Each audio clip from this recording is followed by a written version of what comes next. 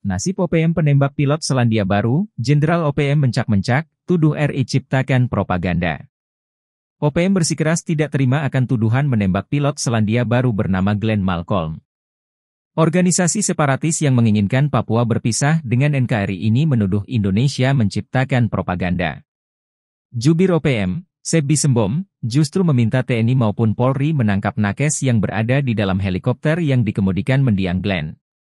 Kata Sebbi, para nakes tersebut sudah menjebak sang pilot sehingga datang ke wilayah yang menurut OPM merupakan area terlarang alias zona perang. Nakes yang jadi penumpang kerjasama dengan TNI, kata Sebbi. Kini, Sebbi mencak-mencak lantaran 5 anggotanya ditetapkan menjadi buronan. Mereka adalah Malas Gwijangge, Jeriwan Dikbo, Irisim Gwijangge, Jaka Gwijangge, dan Analuk Amisim.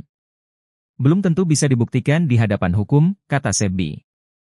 Sebbi mengatakan, Egyanus Kogoya yang merupakan seorang panglima OPM sudah mengutus timnya untuk mengecek langsung ke distrik Alama, Kabupaten Mimika.